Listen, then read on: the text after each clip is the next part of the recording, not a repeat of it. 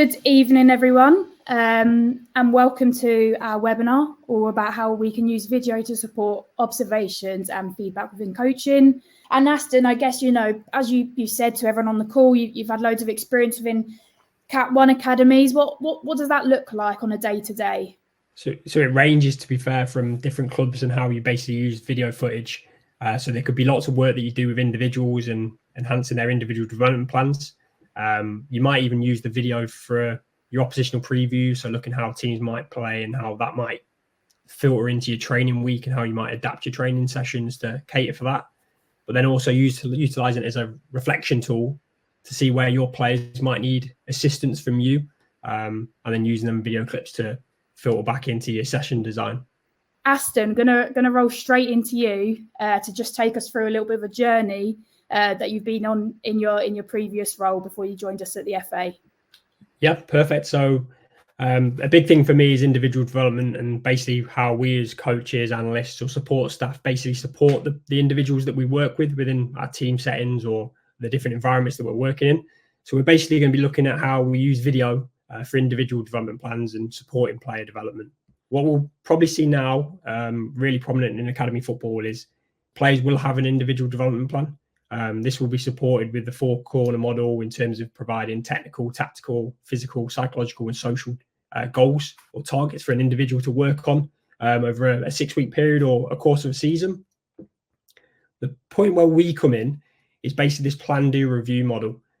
So plan links to your training, how you're going to basically plan to get the best out of that individual within a training environment. Then the doing would be more around the performance of the individual in match scenarios, so sort of a test for that individual. And then finally, that sort of review process where you might look at the video clips to analyze how individuals are performing. And then that might incorporate a little bit of insight on how you might bring some data in to work with that individual within technical sessions, etc.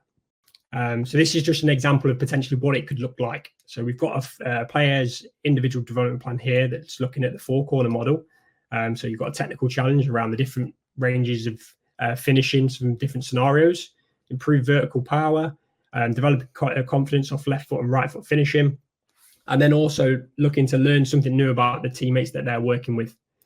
Now, the nice thing about this is from sort of the background I've had and the experiences I've had and sort of my learning is basically how we can utilize more of an objective approach to cater and support the coaching eye. So what we've got here is an example of what could be collected around some form of data insight linking to an individual development plan, and then how we can use this insight to enhance our practice design that we're doing with these players we're working with. And the first section we'd look at is basically this off-field coaching. And what I mean by this is how can we support a player away from the pitch? So this might be utilizing video, so looking at how they actually get their shots away and how we might use that video to enhance what they're doing. We might also review clips of role models. So role models are a perfect example of utilizing someone that an individual looks up to and then tailoring what they're doing with the use of role models clips. An example of what off-field coaching might look like. So what we've got here is just an example of Haaland. So yet again, touching into an individual and find out who their role model is, and then getting an example of a few clips on how their role model basically finishes. So what we've got here is got Haaland finishing off a range of different touches.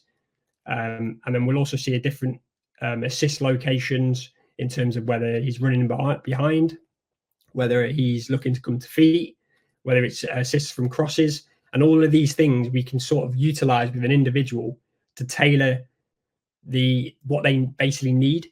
So if we know we've got an individual that scores lots from crosses but doesn't take many touches, then actually we might show them examples of running behind and taking multiple touches to enhance another method of getting them shots. Now, the important thing with your off-field coaching is it's more to empower the player that you're working with. So it's all well and good as a coach there talking through the loads of the technical information, but it's more about what does the player bring. So how can you put the message in there or the ball in their court for them to explain what they're seeing in the clips and how that can enhance their performance. So it's all about player empowerment, sort of stepping away as a coach and seeing what messages they bring as a player, basically. As the video will play, you'll sort of see an example of what the session could look like. So the idea here is we'll probably keep this really competitive between the 3 players that you've got by keeping a score.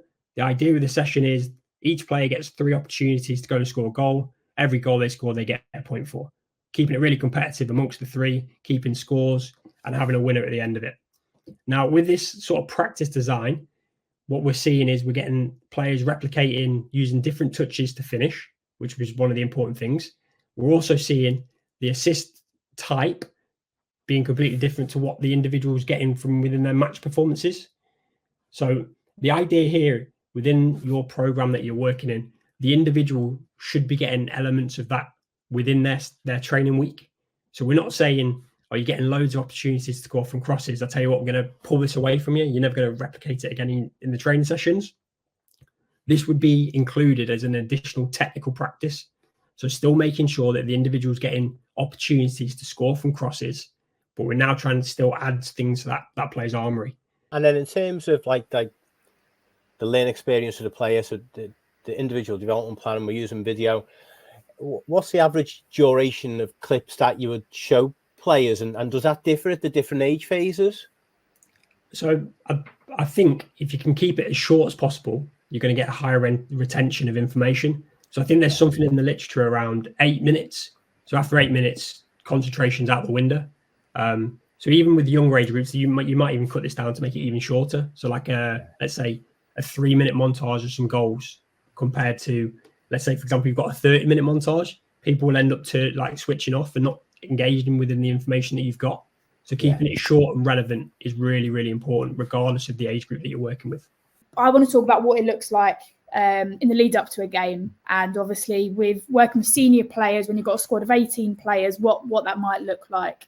On a Monday, I kind of review the game that I've been shared. Key things I'm looking for just around, what formation are they playing? What is their style of play in possession and out of possession? Does their shape maybe slightly change from in possession to out of possession?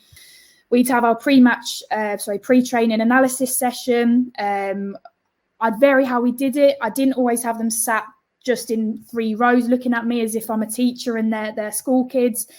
I might get them off into little pairs to have a look at the footage. Might put them in their unit, so the defenders sit together, the midfielders, the forwards. And I had different ways of doing it. I wouldn't just always have the projector. I might use the tactics board to really show some pictures, or also get the Subbuteo out. They always love the Subbuteo. They sometimes just wanted to play it. But it's about knowing your players here. It's what's the right form of forming how the room looks for that particular session. And as I say, it was really varied. Then we'd go out and train, and for the girls, it was then them understanding how the training session was going to be linked to the analysis. So it was really team focused, phases of play. So as I say, looking at how we build, how we press, and really around that linking the analysis to match day. So now we're probably shifting away from the repetition, and we're going a little bit closer now to the realism. And then Sunday comes and it's game day. So it looks like a really busy week, but there's nothing better than on a Sunday when your players do really, really well. They've taken on board all the information within the on-pitch training sessions. They've really understood the messaging with the analysis. But on a game day as well, there's loads of opportunities for some observation and some feedback with your players. So your pre-match team talk, your halftime team talk. There's some in-game decision-making. If someone gets injured, you might be able to pull them in for a couple of minutes to have a little bit of a chat. And for me, it was always key. Win, lose or draw is the post-match huddle. So getting everyone in, a little bit of a couple of key messages from the game, and just, trying to keep that team cohesion together. So professional outfit, as I've said. So in terms of physicality, they might be able to, those last few minutes of the game when we're tiring, they'll have the kind of subs to bring on, and they'll have higher fitness. So we're usually a high pressing team, so we have to think about how we might slightly adjust that. Their shape, they play a box midfield, so they really overload that central area. Really comfortable playing out from the back. They'd recruited really well in the summer to bring in players that were really confident on the ball. Switch play really well. Got clips showing them really tiring out the opposition. Really good at finding their number 10 in the pocket, so in those kind of half spaces. So Aston spoke about penetration or playing forward in the previous one. They were great at that. Out of possession, they pressed really high, We really like playing out from the back, so we would have to slightly maybe adjust what that looks like. And key player was around their left side centre back. So of that back three, their left side player was fantastic on the ball. Something that we wanted to understand as well on how quick they switch would be around the shape of our back four and the distances between them. You can see here the right back jumps and then it leaves a massive gap of about 22 metres between the right back and the centre back. So now that Newcastle player has loads of space she can run into and get on the ball. So for us as well, it was around, we talk about slide and screen. So in terms of slide and screen, you're just kind of as a unit, as if there's an imaginary thread going through your players. It's just keeping them all uniform and keeping those distances really compact and keeping them the same, no matter whether they're shifting from left to right. And that screen just means in terms of not allowing them to play through and kind of blocking off at any passing lanes that might be on. So again, as I've said, these are just some clips that I'm really showing the girls just to show them playing through. Again, look, they're looking to find the 10, really good at playing through. Big distances now between the opposition back line. Centre-backs jumped. So again, Newcastle are now able to play through and it ends in another goal. So for me, it's then me with my coaching staff, it's saying, right, this is how Newcastle play. How might we slightly, how are we going to counteract that? So it's now bringing and linking analysis to practice to then link it to match day.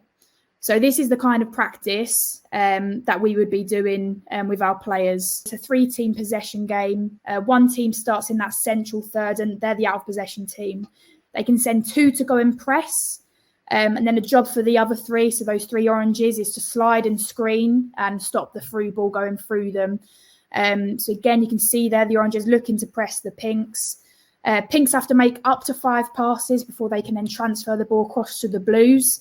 Obviously, job of the oranges is win the ball, transition happens, they then become an in-possession team. Now, this is one we would definitely be doing on a Thursday. So this is really how we do link analysis to match day.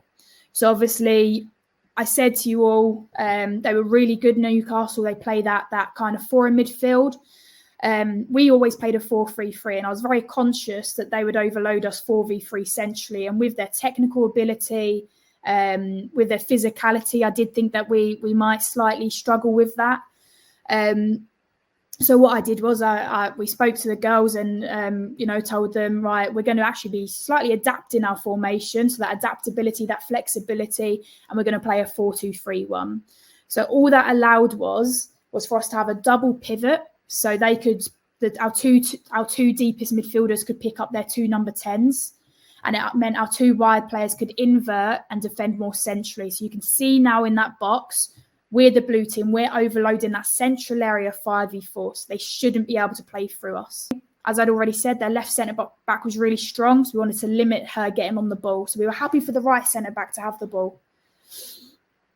And here, obviously, what I'm looking for is the players to go and engage it. Once they've engaged it, the aim really is to force Newcastle back. So not allow them to play through that square zone.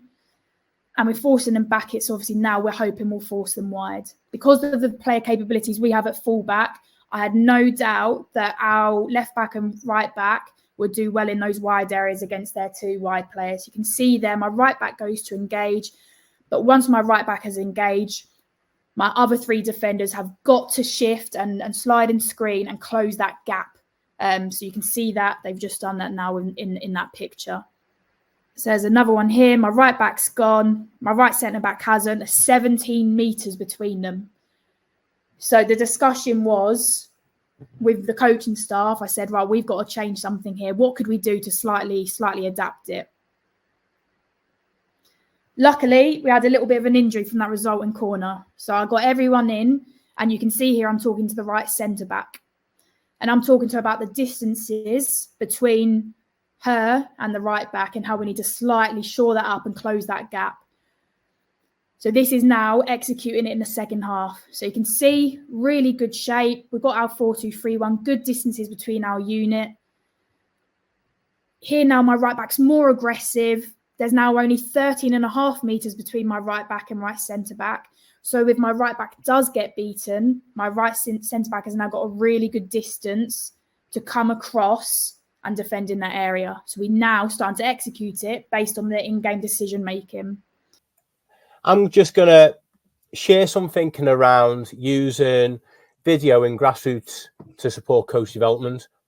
And many people are aware that reflective practice is useful to support coaches to develop critical thinking skills and improve future performance. However, this can be largely impacted by what you can remember. So the first question I've got for our first poll is, like, how accurate is a coach's memory? When we think about it, a lack of accuracy in what you can recall not only affects the feedback that you can provide to players, but also impacts the accuracy of a coach's belief on their own coaching performance. So using video can greatly support the reflection process. It's a bit like putting a mirror up in front of you and asking, is this how you think you coach? How close is this to the coach that you want to be? And also, how well does it align to your values and your beliefs? Quite regularly, what we do is we hold up a mirror to players. But the question I've got is, how often do we hold that mirror up to ourselves as coaches?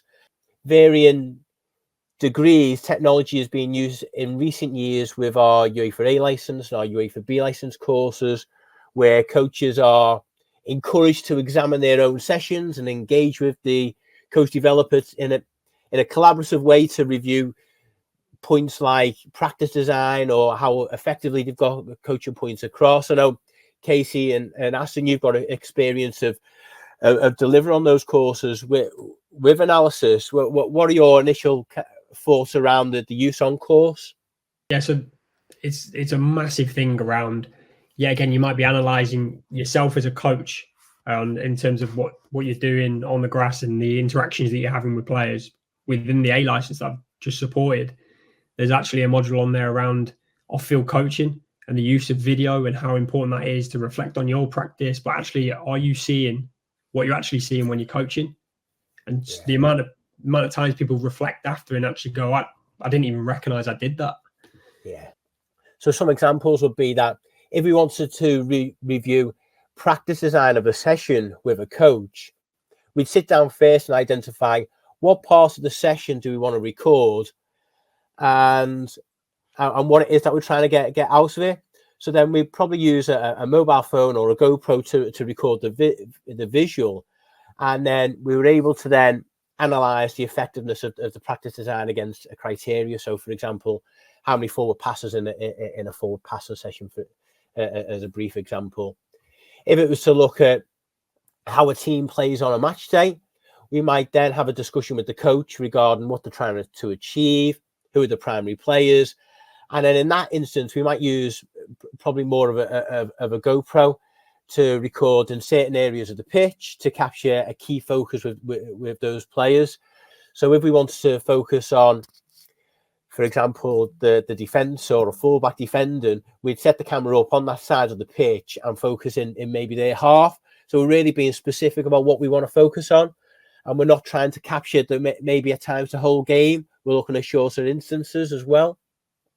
If it's more that we want to help a coach explore their coaching behaviours on match day, we could use a camera, or we could decide that, depending on what the outcome is going to be, we use a voice recorder on a mobile phone to capture the audio.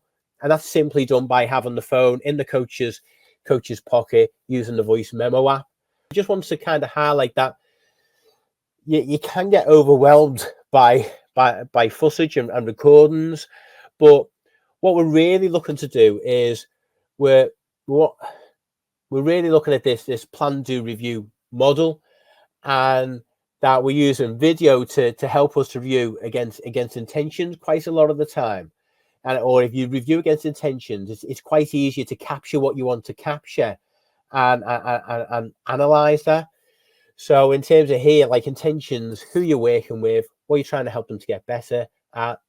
You could look at player engagement, about how you want them to feel and engage in your session. You could shine a light on practice design, or it could be on coach behavior. But if we clearly identify at the start what it is that we're looking to focus on, it helps everything else that we're doing, in terms of, I don't have to video a full hour's coaching session. I could maybe look at a small snippet of 10 or 15 minutes here, or a particular aspect or a particular time within a game. And then when we get into the review, it's just about being really focused on what it is that I'm looking for, not getting distracted. Avoid being too critical on yourself. It's quite easy when you watch yourself to get quite critical. But for me, it's about using video to identify what you and the players are doing well, but also what you can improve upon as well. So identifying those strengths and areas of development are really important. Like coach behavior analysis. So, this is an example from our UEFA B license. It's a template that we have in the packs. There's quite a lot on here to capture, and maybe possibly at times slim it down. However, it does demonstrate how the coach communicates with players. Who they predominantly communicate? Are they communicating with players that are on their side of the pitch predominantly? Is there a relationship between where the coach is positioned and who they communicate with?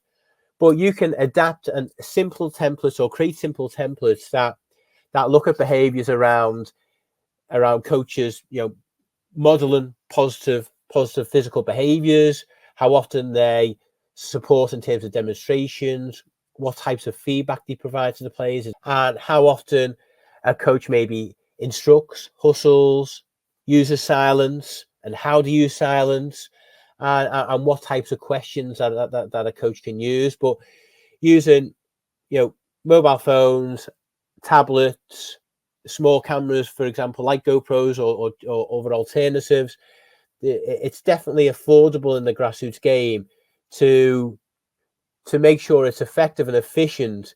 You've got to be really clear on what your focus is.